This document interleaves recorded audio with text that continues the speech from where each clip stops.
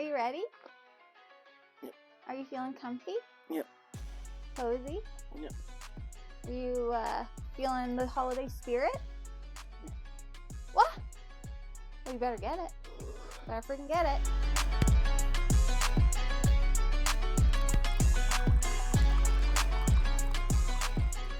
Hello everyone, welcome back to Foster the Meeple, a channel all about board games. And Sitting in our Oodies. Nothing better. Am I right? Than sitting in an Oodie? New year, new Oodie, by the way. This is my third Oodie. It's too many. It's Pikachu. Jeff has Gengar. Best Pokemon. Pikachu is my best Pokemon. So we have these microphones on. I don't know how well they're going to work, but we did just order like new fancy microphones. Did you want to check now before we go too deep? I tested them upstairs. Okay. I know they work. It's just like, what's the quality of it all, you know? Also, we're in our board game library, just like we were last year for this video, and you're probably like, you guys haven't stopped talking this whole time. What video is this? Well, my friends, it is our holiday gift guide. Why? Because holiday season is here. You gotta start buying presents. Actually, you probably should have been buying them for a while now. I haven't bought anything yet, have you? You're laughing because I'm wearing my Blundstones. Yes. Your get up right now. I have jeans, Blundstones, and a Pikachu Oodie on. Crocs on. Jeff's got Crocs on. I'm trying to break them in, Jeff. Have I bought any gifts? For me. We're not doing gifts. We're doing stockings. No. I haven't bought anything either. No, I have not. So we're doing great. So if you're like us and you're doing just as good as we are, well then this video is for you. So just like last year, we have a variety of categories that we're going to go through for every type of person and situation that you might run into for the holidays. And we're going to give you some suggestions on gifts that you could give for those situations. Okay, so the first category that we have this year is the same one we started off with last year, and that is going to be stocking stuffers. Now, we did talk about two categories last year that we are going to talk about again this year, like two categories within this category, like category inception, because it just makes sense, okay? Did you just coin that? Yep, category inception. Perfect stocking stuffer. Well, it's What? Button Shy Games. It's Button Shy Games. Why is that stuff down here? What do you mean? Because, Jeff, is part of the suggestions. Just wait for it, okay? So, for the first stocking stuffer suggestions, we have none other than Button Shy Games. These are the perfect stocking stuffers. Each game, they only cost like $12, so they're super cost efficient, and there's a variety of types and player count and everything, so some suggestions for this year are ones that Jeff and I have played and we loved. Avignon, A Clash of Popes. Huge hit. So if you know someone who loves popes, you gotta get them that one. Wonder Tales, which is kind of like a fairy tale theme. You could play it solo or with two players. Do you remember this one? It's kind of like the grid, but you have to like lay them out every other, and it's like fairy tale, and this one triggers off of this one. Super fun. Moving Pictures is another one that is just really kind of chill. Very easy. You're building out a movie scene. And Agropolis is another one, but really you could do Naturopolis, Combopolis, Agropolis, whatever opolis you want. And it's just kind of like a pattern builder almost, like you're building out like the different types of rivers and lands and all of this stuff. I'm so hot. Are you? Well, you shouldn't be. It's roasting. Jeff, it's basically cold December, so you shouldn't be. Classic. Point games. Mm-hmm. So we have two new ones this year. Yeah. We have Town 66. Town 66 is if you could guess it, 6x6 grid. Yeah.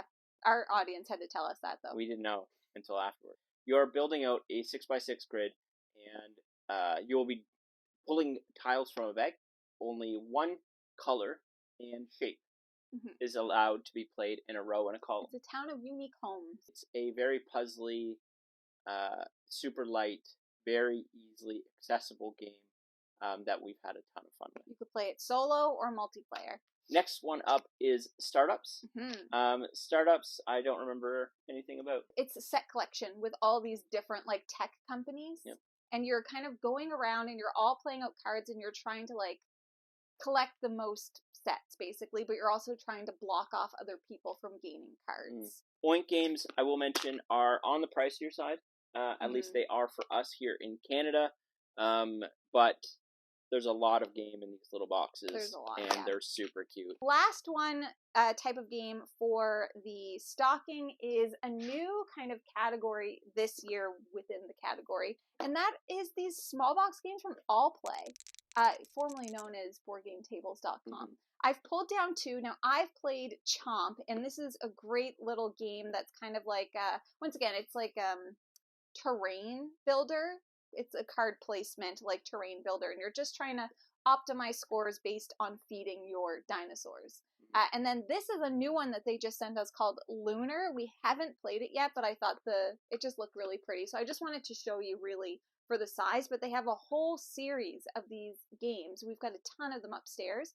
Perfect little stocking stuffer. And I've played this one. It's super fun, and it's dinosaurs. So, a theme for everyone, really. I will also say, for anybody that's on their way to PAX Unplugged this year, Oink Games, All Play, and Button Shy will have booths. So, if you happen to be there, it's a great place. Specifically for Button Shy, because if you're not American, they can be a little bit harder to get sometimes. So Same as Oink. Same as Oink, actually, yeah. Oink are pretty difficult to find. Exactly. All right, so that was our first category. The second category, just like last year, is for the gamer in your life. And once again, we are not recommending games for this, because if you've got a serious gamer or a heavy gamer in your life, they most likely buy the games that they want, like as if we could stop ourselves, or they will tell you what game they want because you don't know what their collection. So these are like game adjacent things. Yep. So the first thing on the list, last year we recommended dice trays. Well, this year, step it up a notch is what I say. Go for a tower, right? A nice dice tower. Oh, yeah. Okay? So, like... I do like a good dice tower. Oh, the that sounds... clack going down the... We have one that came with our Raskellers table that is just kind of like sits right on the table. So Raskellers does them. I know, like, Wormwood does them. You can get them 3D printed off of Etsy or, like, anywhere. And it's just, like, it's one of those, like, ASMR things. Yeah. That it's definitely not, like, required, but it's nice little aesthetic to have. Yeah, it's something that sometimes a gamer might not want to buy themselves. They're like, oh, it's too much. Mm-hmm. So it's a nice gift to get somebody that they might not buy themselves. Yeah, I agree. The next thing on the list, and Jeff and I had this discussion last night, actually, is a laminator. Follow me here. You can get them on Amazon. So just a simple little laminator, because there's so many things, especially if a gamer plays their games a lot, that you might want to laminate to make sure that they last longer. I'm talking about like reference cards, or if you want to print your own reference cards from BGG and then laminate them. If you play specific roll and write games a lot, laminate the sheet, and then that way you're not wasting so much paper or having to replace the paper. So a laminator. I actually know I've heard of quite a few people who have one of these and do that with their games. I think I think it's a great idea. And then also, like, let's just say you're a teacher. It's double. You could use it as a teacher, and you can use it. I feel like they would have a teacher would have access to a laminator, though. Who knows? School systems these days, they don't give teachers enough. That's true. They do not. Next thing is inserts for game boxes. Ugh. Like this is huge. You can get them like from what's the insert company? Indeed. Folded Space. InsertCompany.com. Folded Space, I think they're called. And then there's also Etsy. You can find them like specifically for different games. People 3D print them. I am telling you, like, if you wanted to get me something specific, like an insert for Lost Ruins of Arnak. Oh, yes. Right? For Villainous, for like Unmatched, for like all of these different games that don't have them. This is a nice little treat for somebody.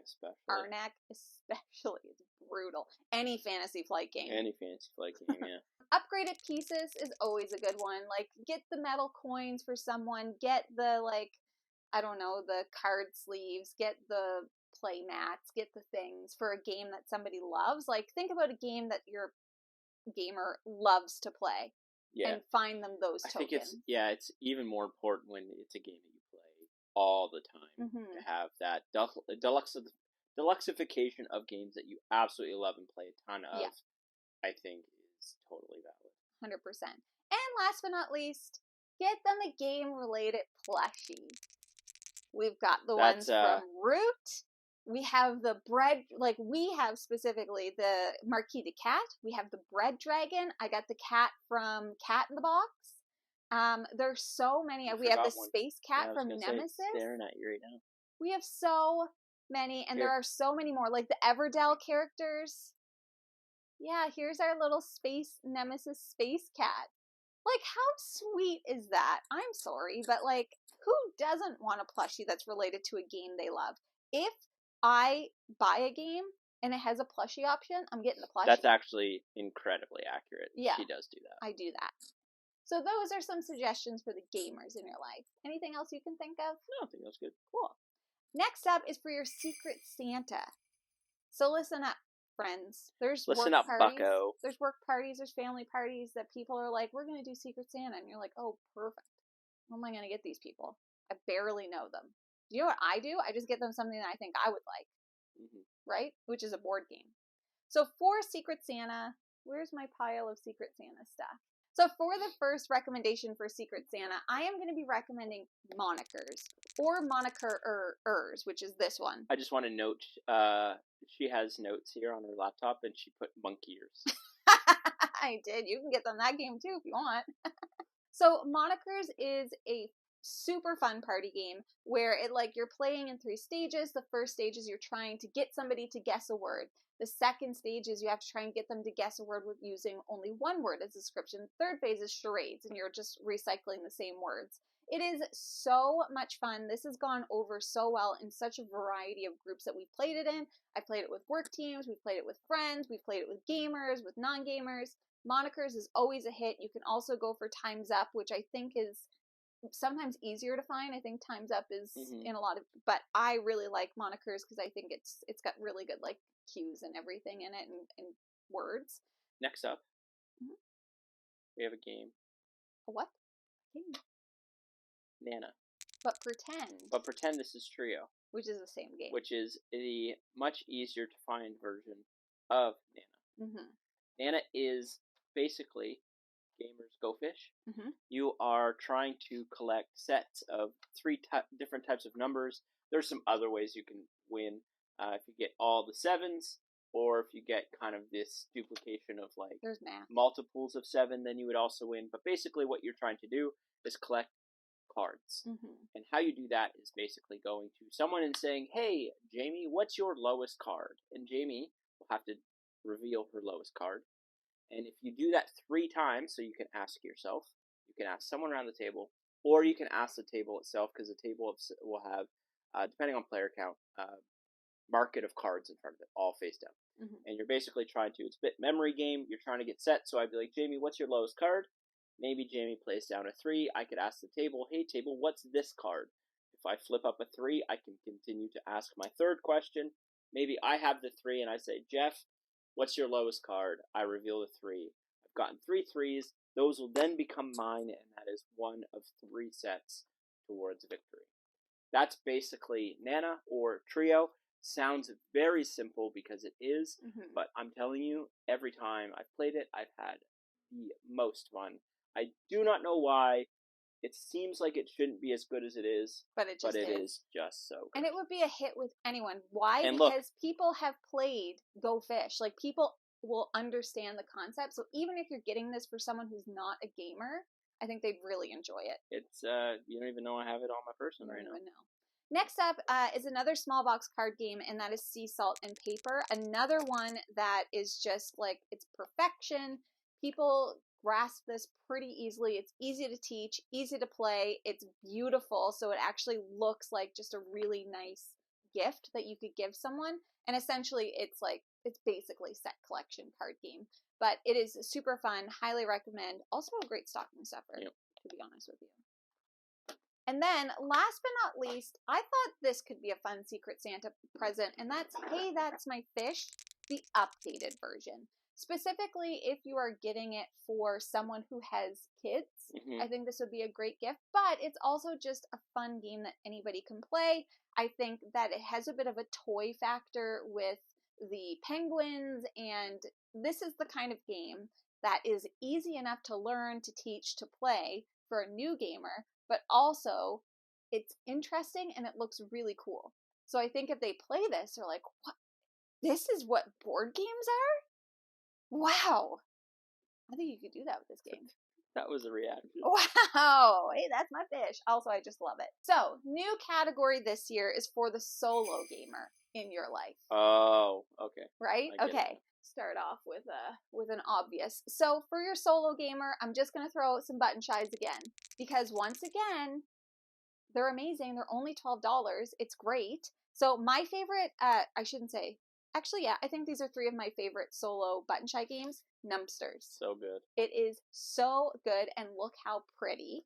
Rove, perfection, this game, and Food Chain Island. If you're looking to get, here's what I'll say. If you're looking to get solo games for someone who maybe hasn't really gotten into solo games yet, these are perfect, specifically Food Chain Island. It is so easy to learn, not easy to win, but these are great for a solo gamer who might have, I don't know, everything else. Here's what I think. If you know somebody who's into solo gaming, there's a few games that they probably already have. And Too Many Bones is most likely one of those games. So, Jeff, what is a good thing to get them? That's upside down. Is it? Well, the box is wrong on the back. Yeah. You could get them new characters. New characters! There's a bunch of cool characters. These are 2 of our new favorites. Mm-hmm. Gilly and Nugget. But yeah, if they have too many bones, you can get them new characters to try. There's a bunch of them. Yeah, there's a bunch There's of them. Unbreakable. Yep. There's Undertow. And there's also 20 Strong, which is a new Chip Theory solo game. Which is a small little solo game. Mm-hmm. There's so much Too Many Bones. So much There's Too Many Bones. Too many bones. That's what they say. That's what they say. Yeah. Get them a trope chest. You want to go nuts. Yeah, really though. You know what I'm saying, dog? Yeah. You want to spoil them? But yeah. Spoil them. New stuff for Too Many Bones. Mm-hmm. Lots of options. Lots of options. All right, the next one is coming with an asterisk, but I can't not show this. And that is, if somebody is a solo gamer, most likely they have played Final Girl. Asterisk, I do work for Van Ryder Games.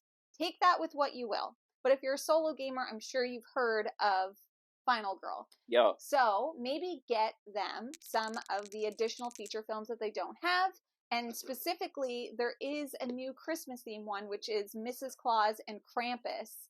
And this is just coming out like this month in December, so they won't most likely have this. But I do think like there's 10 sets that are already out, plus this one makes 11. So if they don't have everything, maybe get them a feature film to expand their Final Girl collection. Oh, she's got different colored eyes. Well, that one's bloody.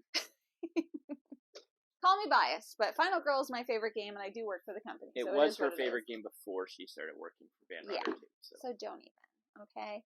This is Mr. President. I can't remember the rest. The of American it. President. The American Presidency, 2001 to 2020. Now, 2 things. 1, this is a big boy. Not only in the box and how heavy it is. You might have to buy them a board game table. A lot of space. Yeah. But ultimately, you are playing this game as the President of the United States. Mm-hmm. And I know a lot of people will be like, maybe the theme's not your thing, We're whatever. Canadian. That's fair. We're Canadian. We don't care but this game is basically a crazy solo experience. So you're playing as a president. You're going to have to make a bunch of different decisions that pop up. Events come up. World crisis stuff comes up. You have to mitigate those crises. You might have to, deal with local issues. It's realistically like you acting as if the Commander-in-Chief of the United States. But again, this is like next level. Like, I want this person in my life to get the most craziest gift. I feel like it's one that some people might not buy for themselves. No. Because they might look at it and be like, I don't know. But they probably want it. This is going to be for someone that's pretty much strictly a solo gamer. And heavy gamer. And doesn't have that niche filled. Here's what I'll say. From this to this, not a natural step. Yeah. Somebody who wants this might not want this, and vice versa. But yeah, just if throwing that you out have there. a solo gamer in your life that's like really likes heavy games, like maybe like deep dives on Tainted Grail, Too Many or like Bones, Too Many even. Bones, and you want them to experience something Epic. in that niche, Something epic. that's the one. It's heavy. It's heavy, and I do believe it's relatively pricey. Probably. Last but not least, for the solo gamer, I also wanted to shout out Turing Machine. So if you have a solo gamer in your life who likes kind of like puzzly solo games, Turing Machine is a great option because they can play it solo, but they can also play it with other people. And the beauty of Turing Machine is that there's daily puzzles that come out every day. So it's the game that just keeps on giving. Mm-hmm. It has ultimate replayability. And essentially, it's code breaking. Like, that's what you're doing. You're trying to break the code of that specific scenario, of that specific day, by kind of doing a process of elimination of numbers. But you're trying to find, like, a 3-number code for that scenario. It is a fantastic game. And from what I have heard, people do prefer playing this solo. I have played it solo quite a few times on BGA. Our friend Mike over at the Mother's Birth, or the Brother's Mirth, however you want to say it, loves to play this game solo. And it's just like a fun little daily puzzle. So yeah, I feel like it's the game that keeps on giving. Next up, we have for the family, for the kids, but more so like for the family, games you want to play with your family or kids. The first one on the list, Jeff, tell them about Loose Caboose. Loose Caboose is a pretty straightforward train card game. Mm-hmm. Where you are going to be basically building out a route. And you're going to be playing out cards and trying to somewhat push your luck, and not put a lot of cards in your card pile. So on your turn, you'll play a card, and I think those cards go from like 1 to 3. Mm-hmm. And you can add to the tracks. This is only one continuous track that people are adding to. And then you're going to move the train that many numbers that are on the card of the track that you place. So if you put a 3 track down, you'd have to move the train 3 spaces. Mm-hmm. If it gets to the end of the track or hits maybe an obstacle, you're going to basically have to take that many cards that it can't travel off the back of the railway and add it to your pile as a penalty. And then at the end of the game, whoever has the least amount of points in their collective pile will win the game. Very easy, very straightforward, very fun. Very quick. Very quick, and I think really good for kids. It's ages 6+. Yeah. So. And adults enjoy this as well. Trust me. I'm an adult, and I freaking love Loose Caboose. Mm-hmm. The next one is for if you have younger kids, and that is Honk.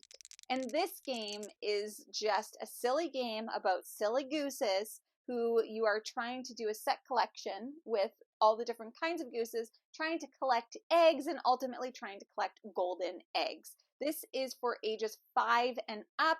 It's very colorful. It's very easy. It's very quick, very fun. And I think little kids specifically would love it. So if you're like, I got really young kids. Very young kids, yeah. This is a great game for them. Next up, we have from Plaid Hat Games, Hickory Dickory, and this one's on theme for the holidays. It's very Christmas themed, as you can see. This one I think is a little bit older. Yeah, 10+. But I think is a really good family game. You are basically working around this little clock with your mice, and you're jumping on and off the clock in order to take actions. You're trying to build out a little puzzle that's in front of you. Mm-hmm. So you're trying to collect these little things, resource types. I think it's like buttons and feathers thread. And and they're all colored, and you're trying to just build out like patterns on your player board. That's basically the game. It's very fun, relatively straightforward, and I think a great little family game for the holidays.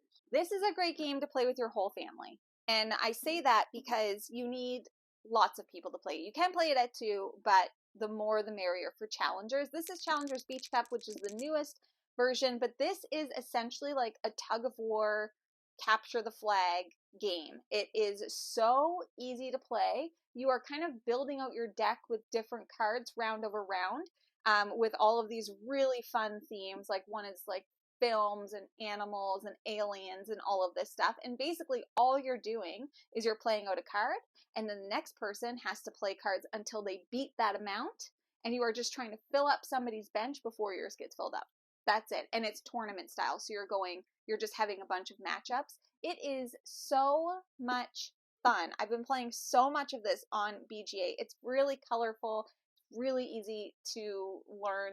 Kids can very easily play this game. I think it's ages 8 and up. So if that looks like something you're interested in. I think if you have kids and you've played like War, like the card, like the normal deck of cards game War, they can play this. This would be like the next thing you could try out. Yeah, only it's way more fun. All right, last category is games to play on Christmas Day.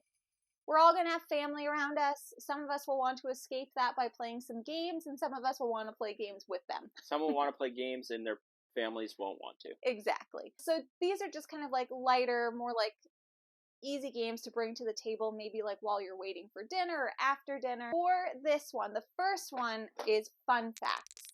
Fun Facts is a great one to play with your family because it's one of those things that it's like, how well do you actually know each other, right? And then it also, I find it triggers really good discussion. Yeah. Because basically in Fun Facts, it's going to be like, on a scale of 1 to 100, how important is travel to you?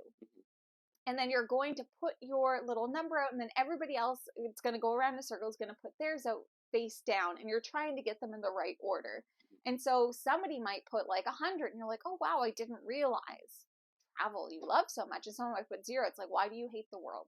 Each person's playing one out, and they have to put it in correlation to the ones that were played before it. Yeah.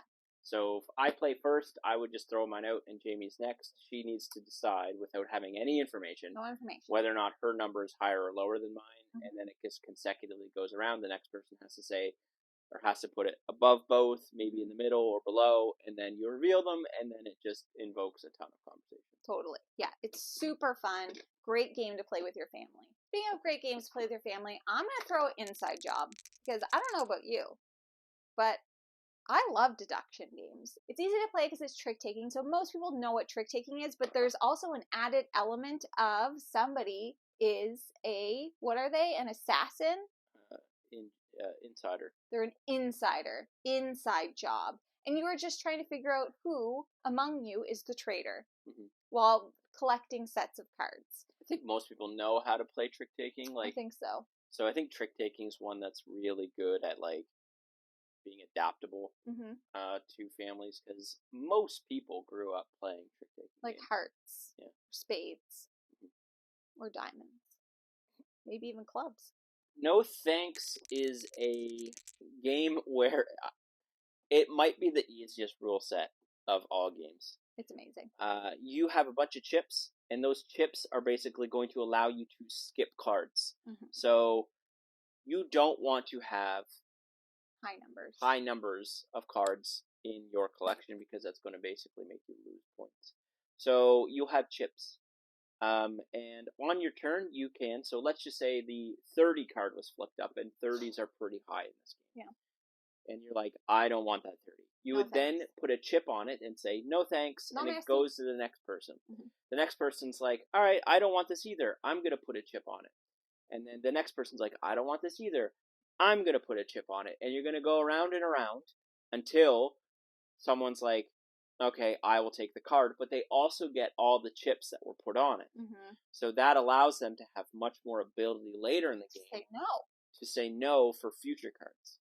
We say non merci. Non merci. But that's the basic premise of the game. It gets real feisty. Probably one of the easiest rule sets to bring out to people that don't board game. Yeah.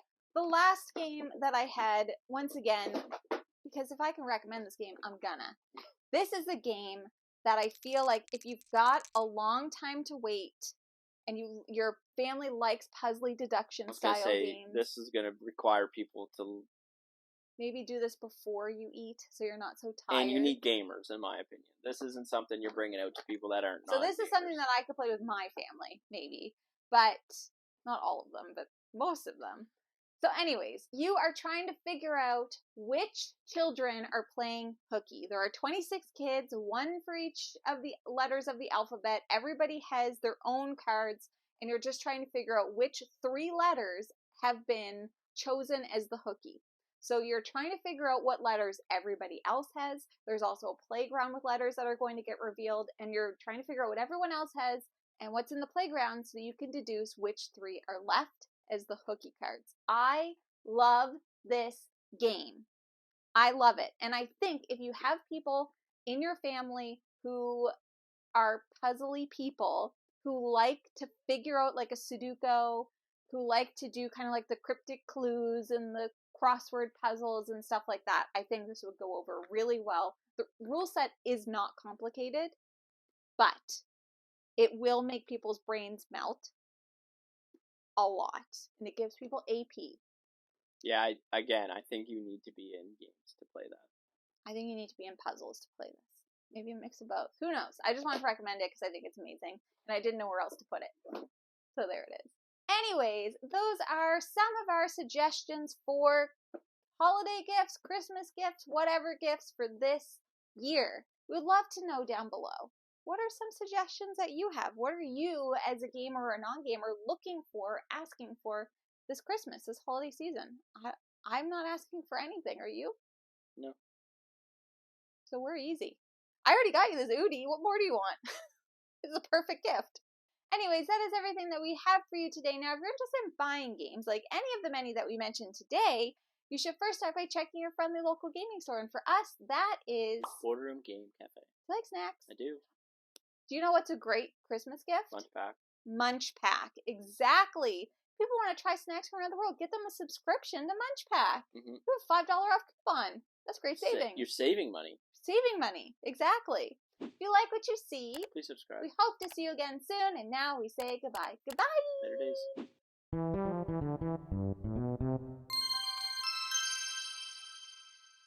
Gengar is objectively what's so special about him? Look at him. He's a little chonk. He's cute. But he's not as cute as Pikachu, in my opinion. Right, Jellybean? There's so many games down here I want to play. Jeff, try me. Like, every time I come down here, I'm like, why? Like, I just looked at Wonderland's War, and I'm like, yep, I'd like to play that right now. Crescent Moon, we haven't played yet. No, we haven't. I do want to play the Clone Wars, Star Wars game. Same. My Father's Work. Deal with the Devil. Stuff of Legend. Everything. Black Fleet. Everything. Everything. I'm going to give you this one, but pretend it's Trio. So, nice. What's happening here?